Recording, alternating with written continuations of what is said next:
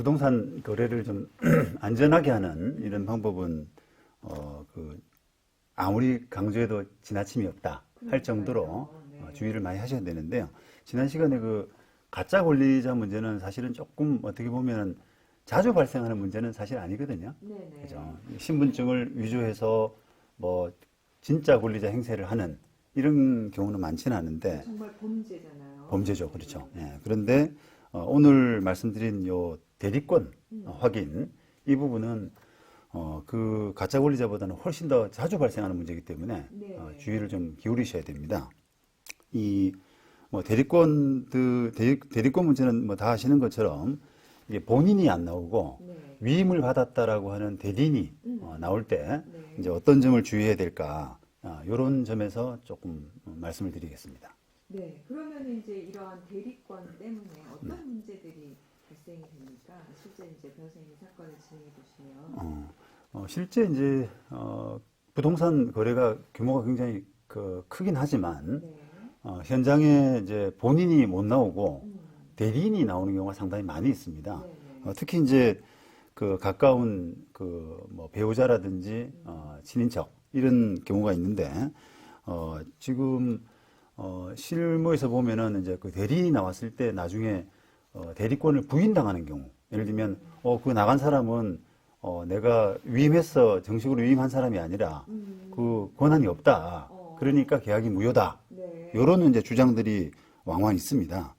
근데 이제 보통은 배우자나 이제 가족들이 나오는 경우가 많은데 네. 나중에 그런 문제가 많이 발생합니까? 예, 그렇죠. 이게 특히 이제 예를 들면 아파트 가격이 이제 오른다라고 한번 생각해 보시죠. 네. 계약을 체결했더니 음. 갑자기 또 뭐 하루가 지나고 일주일이 지나고 하면서 가격이 뭐 하루가 다르게 오르는 이런 경우가 있을 때 이제 그 계약을 인정하고 싶지 않은 거예요. 본인 입장에서는. 그러니까 이제 그 방편으로 대리권이 없다. 마음대로 계약을 했다. 이런 식의 약간 거짓말을 하는 거죠. 사실 이제 그런 경우도 있겠네요. 그러니까 파는 사람은 가격이 많이 올라갈 때 그런 유혹을 느낄 것이고, 네. 또 사는 사람은 비싸게 샀는데 하루하루 요새처럼 이렇게 가격이 매일매일 떨어지면 네. 내가 비싸게 산 것 같으니까 소위 이제 상투를 잡은 것 같으니까 예. 그 계약을 파기하고 싶은 유혹이 생길 거니까 네. 이게 매도인이든 매수인이든 둘 다 그런 얘기가 나올 수 있겠군요. 그렇습니다. 네. 실제로 대리권이 없는 경우도 있습니다만 실제로는 있는데도 불구하고 그 상황을 이제 어떻게 보면 모면하기 위해서 네. 그런 거짓말을 하는 경우가 있을 수 있죠. 그런데 이제 실제로 뭐 그러한 대리권에 대해서 제대로 확인을 안 했다면 네. 문제가 생길 수가 있겠군요. 네, 그러니까 그렇습니다. 이게 대해서 그러면은 이때 계약에 대해서 문제 생길 때 나는 대리권이 있다고 믿었다. 뭐 아니면은 실제로 대리권이 있는 것이다. 뭐 이렇게 서로 이제 소송상 싸울 텐데 네. 그때 이제 입증 책임은 어디에 있습니까? 이게 어쨌든 입증을 해야지 네. 되는 거라서. 네. 이 입증 책임은 이제 일반인 입장에서는 사실 누구한테 있을까라고 하는 부분이 헷갈릴 수가 있는데요. 네. 왜냐하면은 대리인이 나갔는데 대리권이 없어라고 하면은 마치 대리권 없다라고 주장하는 사람이 그 입증을 해야 될까 이렇게 오해할 수가 있는데 네네. 이 계약의 어떤 그 유효성 측면에서 보자 그러면 계약이 적법하게 체결됐다라고 하는 부분에 대한 입증은 그걸 주장하는 사람이 있거든요. 그럼 예를 들면 아까 아파트 매매 계약을 했을 때 그걸 매도인이 이제 그 대리권을 부인하는 그런 상황이 왔다면 매수인 입장에서 대리인이 나왔지만 그 다른 사람이 나왔지만 저 사람이 대리권을 가지고 나왔기 때문에 계약은 유효하다. 이런 식의 이제 주장 입증 책임이 있습니다. 그러다 보니까 대리권에 관한 입증 이 부분은 매수인 그걸 주장하는 사람에게 있는 거죠. 그러면은 주장하는 사람은 뭐를 통해서 입증을 합니까? 그러니까요. 대리권이 있다고 생각하고 계약을 했다라고 네. 하면은 내가 어떤 점을 확인했기 때문에 나는 대리권이 있다고 했다 네. 판단을 했다 네. 이렇게 입증을 하나요? 그렇죠. 이제 사례로 들어주시죠. 이제 네. 그런 이제 문제의식을 좀 가지면 네. 이게 대리권이란 게 좀 만만한 게 아니구나. 요걸 생각하실 수가 있을 텐데 자, 만약에 아파트 매매를 생각한다 그러면 매도인이 저기 부인이 나갔지만 부인은 그 내 허락을 안 받고 그냥 마음대로 그 나간 것이고 무효다라고 이렇게 주장할 거 아닙니까? 네. 그러면은 매수인 입장에서는 부인의 대리권을 입증을 해야 되는데 그러니까 어떻게 해야 합니까?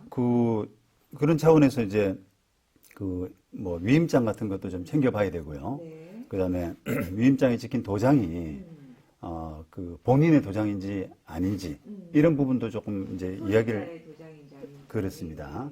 네. 그런 주장도 해야 되는데 네. 문제는 이제 그것만 가지고 되느냐라고 하는 부분을 조금 생각을 하셔야 되거든요. 그래요? 예. 근데 인감 도장이 찍혀 있으면 대부분은 이게 제대로 된 거다 이렇게 생각하기 쉽지 않습니까? 네, 뭐 우리가 인감 도장은 이렇게 누구나 함부로 구할 수 있는 건 아니잖아요. 네. 근데 그 배우자를 한번 생각해 보시면 집에 이제 인감 도장이나 이런 것들 신분증을 마음대로 구할 수가 있지 않습니까? 네. 그러다 보니까 그게 반드시 위임장에 뭐 인감 도장이 찍혀 있다. 또 인감 증명서를 가지고 나왔다. 이런 부분만 가지고는 그 부동산 팔아도 된다라고 하는 그 위임 관계가 그대로 입증됐다라고 보기는 어려운 겁니다. 하기야 이제 보통 집에서 남편의 인감 도장은 부인이 흔히 이제 가져올 수도 있는 거고 네. 같이 이제 보관하는 경우에 남편이 그 도장을 어디다 두는지 알고 있는 경우가 있으니까 네네. 또 반대로 뭐 남편도 부인의 경우가 있을 거고 네네.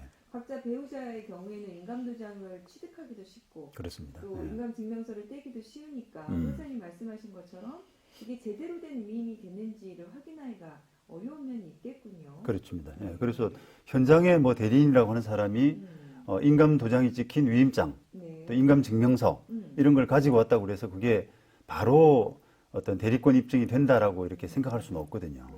그러면 인감증명서에 이렇게 발급할 때 어떤 점들을 좀 보면 이게 제대로 된 인감증명서이고 그 발급이 된 것인가, 대리권을 받은 상태에서 된 것인가 이런 걸 확인할 수 있을까요? 아주 좋은 지적이신데요. 네. 이게 이제 그런 대리권이 부인당하는 인정받지 못하는 그런 상황을 생각한다면 네. 그러면 이게 인감 증명서가 대리인이 발급받은 것보다는 좀 본인이 발급받은 게 조금 더 낫지 않겠습니까? 네. 그죠. 그래서 이게 본인이 직접 인감 증명서를 발급받았구나. 이런 부분에서는 이제 대리권을 조금 더 믿을 수 있는 그런 상황이긴 한데. 그럼 인감증명서에 뭐 대리인이 발급했는지 본인이 발급했는지가 나옵니까? 그렇죠. 그 인감 증명서 상단 네. 오른쪽에 네. 보면은 그 나옵니다. 네. 그리고 그 부분을 확인하는 게 하나 예, 포인트가 예, 되거든요.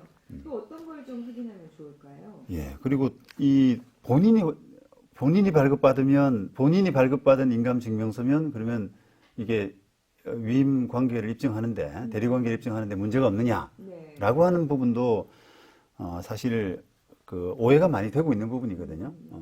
그게 본인 발급은 괜찮고 네. 대리인 발급은 뭐 조금 부실하다 이런 믿음이 있는데 그건 아니고요. 네. 이게 본인이 인감증명서 발급받았다고 하더라도 그걸 꼭 그게 매매를 위임하는 그 목적으로 발급받았다고 보기는 어렵지 않습니까? 네. 네. 다른 용도로 발급받았는데 그거를 음. 배우자가 다른 용도로 써버리는 네. 네. 그런 경우가 있을 수 있으니까 그것만 가지고도 좀 믿기가 어렵다는 겁니다. 그럼 이제 두 번째로 또 용도가 제대로 되어 있는지를 확인을 해야 된다 이런 말씀이시군요. 네, 근데 용도는 네. 사실은 이제 보통 부동산 매매를 위한 그런 용도 네. 이외에는 대부분 용도가 잘 없거든요. 네. 네. 그러니까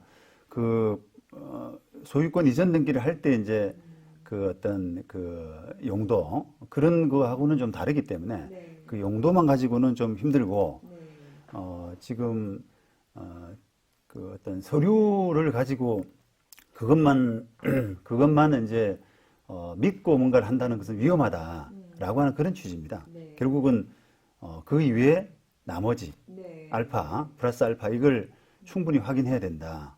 그게 핵심입니다. 그래서 이제 저희도 조언을 드릴 때 어떤 사람에게 내가 뭔가를 위임할 때 어쩔 수 없이 인감증명서나 인감도장을 교부해야 되는 경우가 줘야 되는 경우가 있잖아요. 네. 그러면 이제 인감증명서에 용도를 반드시 기재를 해서 네. 그 이외의 용도로는 그 사람이 함부로 사용하지 못하게 하고 네. 이런 부분은 좀 확인할 필요가 있다. 네. 이런 말씀을 드리고 또 반대 입장에서는 네. 그 인감증명서도 유효기간 같은 게 있잖아요. 네. 그런데 유효기간이 넘은 것을 사용한다던가 네. 그다음에 용도가 기재가 안 됐다던가 네. 그러면은 한번 의심하고 이 사람이 제대로 정말 위임받은 것이 맞는지 네. 본인에게 꼭 좀 확인을 할 필요가 있다 이렇게 조언을 드리는데 그렇게 하면 좀 괜찮습니까, 변호사님? 예, 그렇죠. 이게 본인에 대한 확인이 사실 중요한데요. 그러게요. 그 만약에 아까 용도 말씀하셨는데 그 용도 기재를 그 소위 무권 대리인이라고 하지 않습니까? 네. 대리권 없는 사람, 그 사람이 용도를 직접 쓸 수도 있잖아요. 그러니까 그 인감증명서는 보통 용도 기재가 없이 그냥 발급이 되는데 그 용도를 본인이 이제 무슨 아파트 매도용 이런 식으로 해가지고 본인 그 무권 대리인이 써버리게 되면 그걸 믿고 거래를 했다고 그래서 그게 보호받지를 못하거든요. 그러니까 이제 이렇게 문제가 생기면 거래 상대방으로서는 굉장히 손해가 크지 않습니까? 그렇죠. 네. 예, 그래서 이런 특히 이제 부동산 거래는 금액 자체가 크기 때문에 네. 이게 무권 대리 문제가 발생하게 되면 손해가 굉장히 억대로 커지게 되는 경우가 많이 있으니까 네. 이렇게 위임 관계 확인을 할 때는 어쨌든 본인에 대한 확인 이런 부분이 굉장히 꼭 필요한 네. 그런 부분입니다. 우리 이제 방송 관련해서 많은 분들이 관심을 갖고 계시는데 김흥수님이 이제 이렇게 얘기해 주셨어요. 대리권하니 표현대리, 무권대리가 생각나네요. 저것이 어떻게 판단되느냐에 따라서 진짜 울고 웃죠 이렇게 주셔서 한번 해보셨나봐요 우리 김흥수님을. 변호사님 어떻습니까? 표현대리, 무권대리 이게 뭔가요? 예, 그 좀 이제 법을 조금 아시는 분 같은데 그러니까요. 우리 이 김흥수님은 표현 대리란 용어를 그 네. 쉽지 않은 용어인데요. 법학과 나오셨나? 네. 예.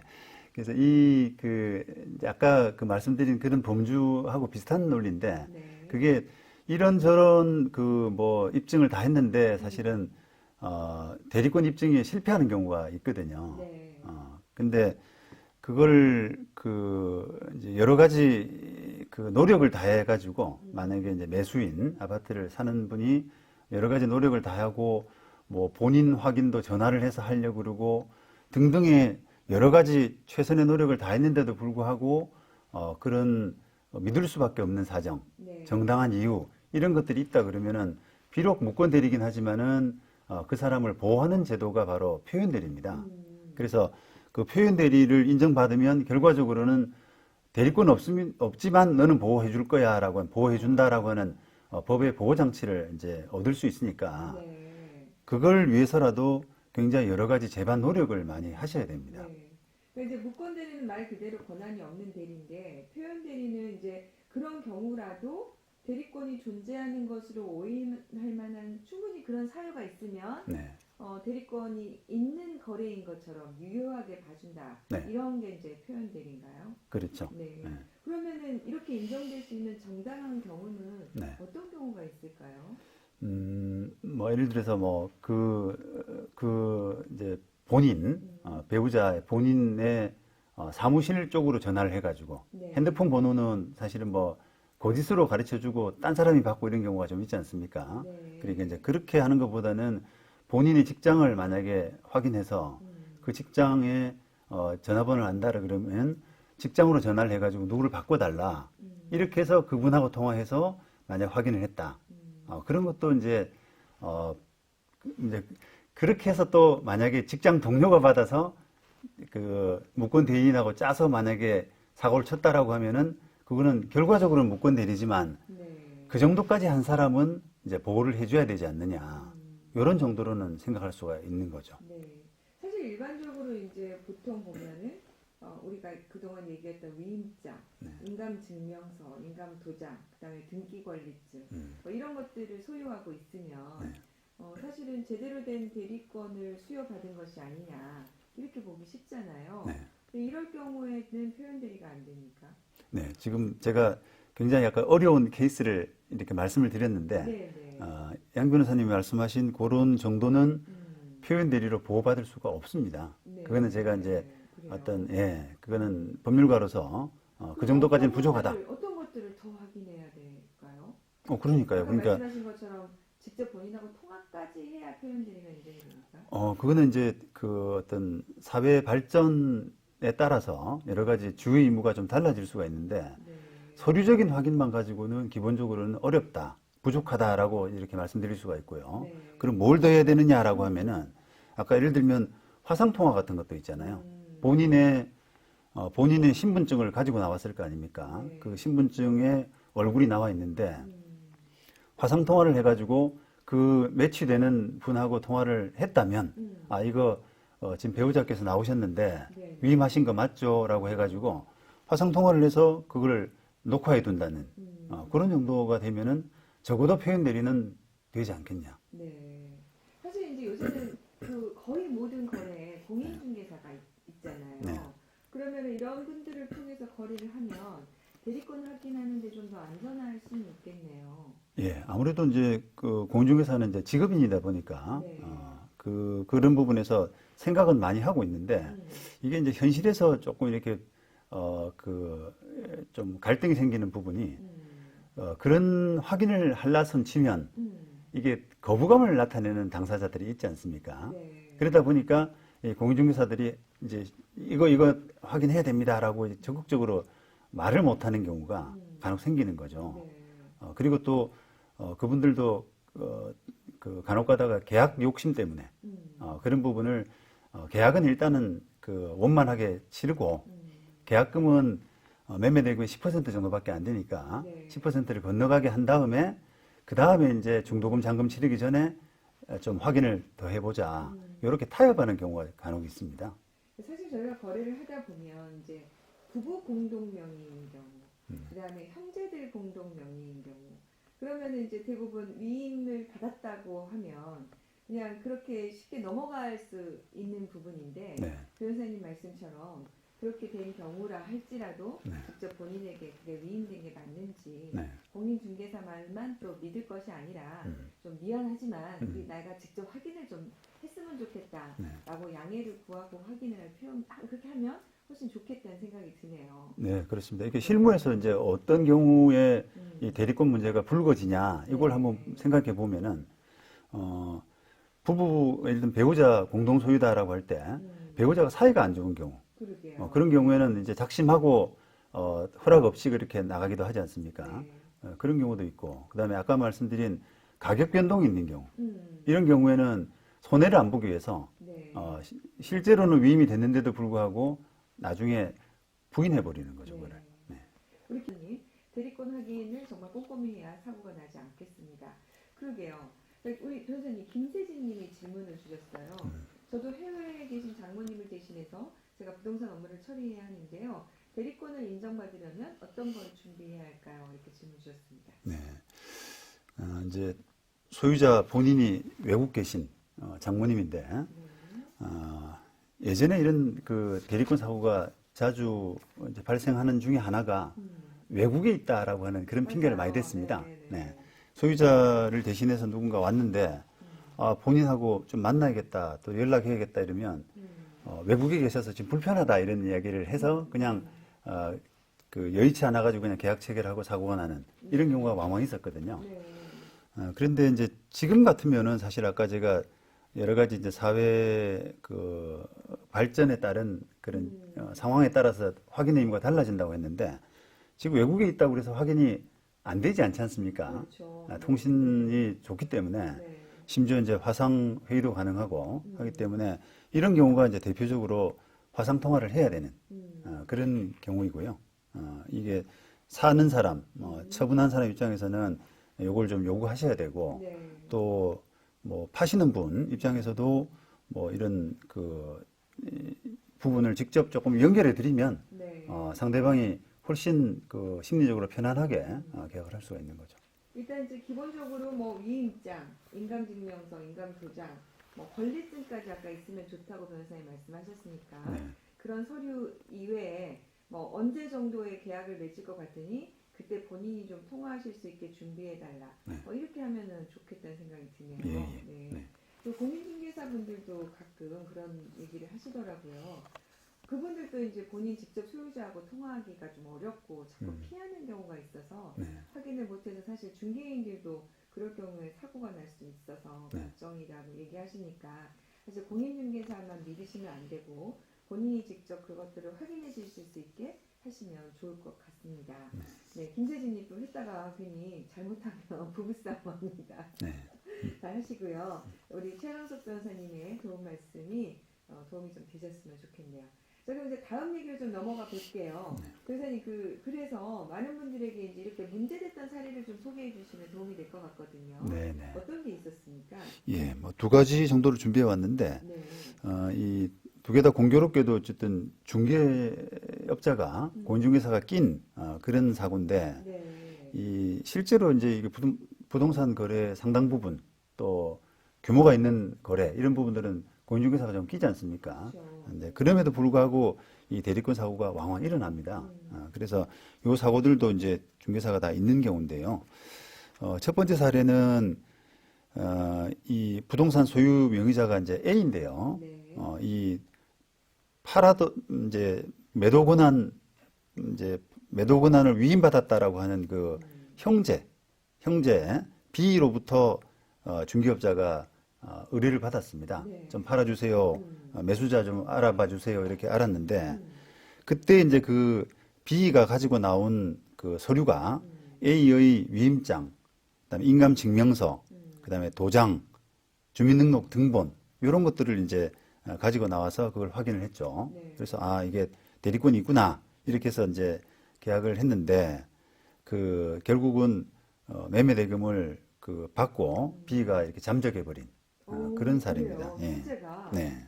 아니 근데 이제 공인중개사 입장에서는 위임장, 인감증명서, 도장 네. 뭐 이런 게 있으니까 대리권이 있겠구나라고 생각할 수밖에 없었을 것 같은데 어떻게 이런 문제가 발생을 했을까요? 네. 이런 서류를 어떻게 손에 넣게 됐죠? 이게 그 나중에 이제 그 조사 결과 이제 밝혀진 바에 따르면 네. 이 B는 팔아달라라고 하는 매도 권한을 위임받은 게 아니라 그 A로부터 그걸 담보로 해서 대출을 받아라 이렇게 이제 위임을 받았습니다. 네. 그런데 이제 그런 계기로 해서 그 서류들을 갖고 있었던 거죠. 그래서 이제 그걸 갖고 있다가 그걸 기화로 해서 위임장을 위조해가지고 그렇게 팔아먹고 도망간 그런 네. 사건입니다. 그러면 이제 이런 경우에 매수인은 어떤 내용으로 소송을 해서 권리를 구제받아야 될까요? 이제 매수자 입장에서는 참 황당할 거 아니겠습니까? 네. 서류, 일단 적어도 돈을 다 넘겼대는데. 예, 뭐 서류적으로는 이게 어느 정도는 그 완벽하고 또 공인중개사까지 있었고 이러니까 그 믿지를 못하는 거예요, 보통. 네. 뭐 A가 거짓말하는구나. 넘겨주기 싫어서. 그렇게 해서 이제 보통 그런 생각을 하고 이 경우에도 A를 상대로 먼저 소송을 했습니다. 네. A 상대로 이전 등기를 구하는 매매했으니까 이전 등기를 넘겨줘 이렇게 재판을 했는데 재판 결과 졌습니다. 왜냐하면은 대리권도 없고 B가 그다음에 표현 대리도 인정되지 않는다 이런 논리로 해서 져버렸던 거죠. 그러니까 아까 이제 우리가 노래 듣기 전에 변호사님 얘기하셨던 표현 대리와 관련해서 네. 위임장, 인감증명서, 도장 이런 것만 확인해도 표현 대리를 인정받을 수 없다. 이게 이제 바로 그 사례군요. 네, 네, 그렇습니다. 네. 그 매수인은 그래서 매매 대금 전체를 잃을 수밖에 없는 겁니까? 네. 지금 근데 이제 보니까 매수인이 좀 잘못한 게 대금을 A에게 직접 보낸 게 아니고 B에게 준 것도 하나 좀 과실이 있긴 하군요. 그렇죠. 예, 네. 그런 부분도 사실 이제 그 표현 대리가 인정되느냐 안 되느냐를 할 때 하나의 예, 그 요소가 믿을 있습니다. 수밖에 없었던 정당한 사유 이런 부분에서 좀 뭔가 A에게 직접 준다, A에게 직접 확인한다 이런 노력이 있었느냐 그런 네. 것들을 많이 보거든요. 그러면은 이제 중개사를 상대로 그럼 손해배상 소송을 제기를 하면 어떻게 될까요? 예, 그래서 일단은 그 매수자가 이제 패소한 다음에 네. 그다음 그 소송으로 중개사 상대로 해가지고 손해배상 네. 소송을 제기를 했습니다. 결과가 어떻게 됐을지 궁금하네요. 예, 그 일단은 중개업자 책임이 인정이 됐는데요. 법원 그 판결 이유는 중개업자는 그 이런 그 소유자의 네. 위임 관계를 적법하게 확인을 해야 되는데 적절하게 확인을 해야 되는데 이 B가 형제라고 하는 사람의 B가 등기 권리증도 가지고 있었지 않았고 또 잘 알고 지내는 그런 사이도 아니었음에도 불구하고 그런 처분 권한이 있는지를 확인하는데 좀 소홀히 했다. 이런 논리로 해서 중개업자 책임을 인정을 했습니다. 공인중개사 입장에서 조금 억울하긴 했을 것 같네요. 예, 이게 좀 중개사도 이제 그 본인에게 이제 엄청난 이런 손해배상이 가해지니까 그러니까요. 그 여러 가지 주장을 많이 했는데요. 그 중에서 이제 그 어떤 주장이 있었냐면 이 매수자가 처음에 매도자 상대로 소송을 했지 않습니까? 네. 그런데 그 위임 관계도 없고 표현 대리도 성립 안 되고 그래서 져버렸는데 그 중개사가 이제 그 손해배상 소송에서 뭐라고 주장했냐면 이건 표현 대리는 적어도 인정될 사안이다. 그래서 항소했으면 네. 1심에서 그 승복 안 하고 그 사람이 항소했으면 이겼을 사안이다. 이렇게 해서 네. 이겼으면 자기 손해배상 책임이 없는데 네. 그거를 항소 안 해서 그냥 그 승복하는 바람에 자기가 뭐 이렇게 됐다라고 해가지고 책임이 없다는 주장을 했거든요. 네. 근데 거기에서 또 법원이 한 번 더 판단을 했어요.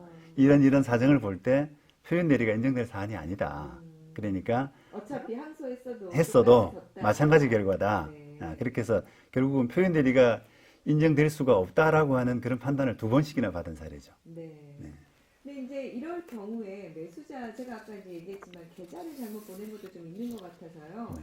아마 전액 배상 받기는 좀 어려웠을 것 같은데 어떻습니까, 변호사님? 원래 이게 이제 공인중개사 상대로 하는 사건에서는 거의 대부분은 이게 과실상계를 합니다. 네. 이게 배상 액수가 크지 않습니까? 기본적으로 피해 금액이 크기 때문에 네. 그거를 공인중개사가 실수를 했다라고 하더라도 그걸 전부 책임을 지라라고 하는 게 조금 여러 가지 부담스럽기 때문에 그거를 본인 중개 의뢰인 본인도 확인했어야 되는데 그런 부분을 확인을 못했다라고 하는 부분을 들어서 과실상계를 많이 하고 있죠. 네. 일반적으로 이 사건도 역시 그렇게 됐고요. 그리고 이제 중개합회나 보증보험 같은 경우에도 금액이 좀 한정이 되어 있죠. 네, 네, 그렇습니다. 네. 네, 그래서 얼마인가요? 그 개인 같으면은 미니멈 최소 1억 이상 가입, 네. 그다음에 중개법인 같으면은 최소 2억 가입 이렇게 돼 있는데 네. 보통은 개인이 거의 대부분 비중이니까 네. 거의 1억에 지금 머물고 있는 거죠. 네. 그래도 어쨌든 이 정도 보험만이라도 받을 수 있으면 사실 피해자 입장에서는 도움이 많이 되는데요. 네. 그래서 다행입니다. 자, 그러면은 이제 변호사님이 또 준비한 거 2개를 준비해 주셨다고 했는데 또 다른 건 뭘까요? 네. 요번에는 그 공인중개사가 임대차 계약을 체결했는데 네. 그 소유자분의 아들이 나왔습니다. 이번엔 아들이군요. 아들. 네. 아까는 형제였는데 이번에 아들이고요.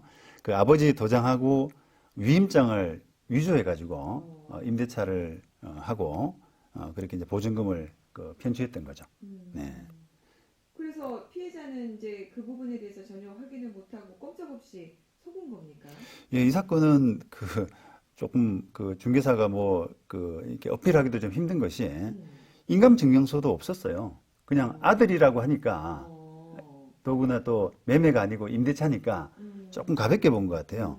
그래서 인감 증명서도 제시를 받지 않고 또 어떻게 해서 이게 이런 상황이 발생했는지 모르겠습니다만 아버지한테 한번 확인해 보세요라고 해가지고 아버지 전화번호까지 알려줬다네요. 그럼 된 거 아닙니까? 근데 전화를 했는데 어. 그 알려준 번호가 아버지 번호가 아니라 네. 장인이었답니다. 그 장인하고 짜고 아들이 네. 그러니까 그 보증금을 빼먹으려고 장인하고 짜고 사기를 친 거죠. 이제. 아니 어떻게 아버지 입장에서는 사돈한테 당한 거네요.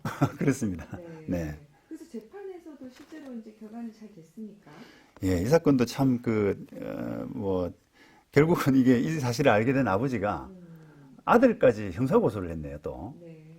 그래가지고 그걸 형사고소해서 처벌까지 되니까 결국은 임차인이 소송에서 이길 수가 없지 않습니까? 결국은 아버지가 또 그 임차인 상대로 나가줘라.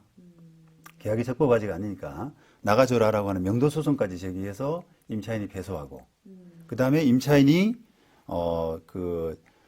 중개사 아들 이런 사람들 상대로 손해배상을 소송하는 그런 사건에서 결국은 법원이 그 중개사의 책임을 인정한 그런 사건입니다.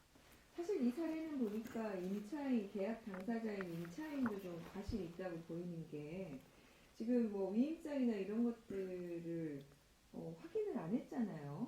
그렇죠. 그런 부분이 좀 인정이 되겠죠. 네, 그렇습니다. 이게 그냥 아버지 아들 관계고 또 매매가 아니라 그냥 임대차 관계니까 또 전화까지 하고 이렇게 해서 조금 서류적인 확인을 좀 소홀히 한 그런 경우라고 할 수 있습니다. 아까 변호사님이 이제 아버지가 아들을 형사고소하셨다고 했는데 사실 이제 그 친족 상돌이라는 거 여러분들 아실 텐데 친족 상돌에는 재산범죄에서는 형을 면제되는 거지만 이건 지금 사문서 위조가 되니까 이 경우에는 이제 처벌이 되는 거죠.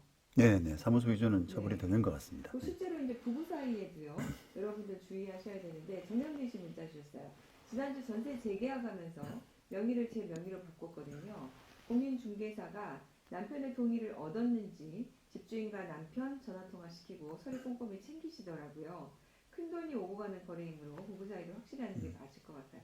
맞습니다. 그러니까 이게 자녀, 부모와 자녀 간에 그리고 이제 부부 사이에 이에 대해서 위임 관계가 있다고 보기가 어려워서 실제로 이제 부부 사이에서도 전세 계약과 관련해서 위임을 그러니까 그 연대 책임이 부부 사이에 그거 일상가사 대리권이 네. 없다고 보기 때문에 이 지금 공인중개사 하시는 것처럼 반드시 전화 통화해서 확인하고 부부 사이에도 위임이 되는지 확인하셔야 되고요. 아들의 경우에도 확인을 하셔야 됩니다. 그래서 저도 실제 사건을 했는데요, 변호사님. 남편이 대신 이렇게 그 매매 계약 체결한 사안에서 남편이 실형이 나왔어요. 네. 위임이 없어서 네, 살아가지고. 네. 그래서 여러분들이 그런 부분 확인하셔야 될 것 같고요. 오늘 1717님 부동산 거래 시 조심해야 될 사항이 생각보다 많네요. 상세한 설명 좋습니다. 이렇게 보내주셨습니다. 네, 변호사님이 얘기하신 것들이 많이 좀 도움이 되셨으면 좋겠고요. 근데 이제 그 하나는 공인중개사분들 거래할 때 늘 대리권이 문제 있는 것은 아니고요. 네. 그분들 꼼꼼히 잘 확인하시니까 사례 듣고 오해는 안 하셨으면 좋겠습니다. 변호사님 벌써 마무리할 시간인데요. 마지막 좀 말씀해 주실 거 있다면 한마디만 더 해주시면 감사하겠습니다.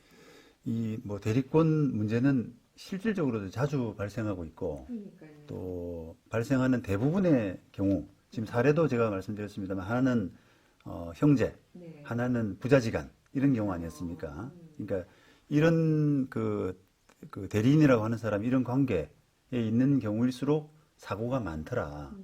그런 그 부분을 좀 염두에 두시고 이런 경우라고 하더라도 기본적으로 좀 챙길 건 챙겨야 된다. 네. 이렇게 말씀드리고 싶습니다. 감사합니다. 변호사님.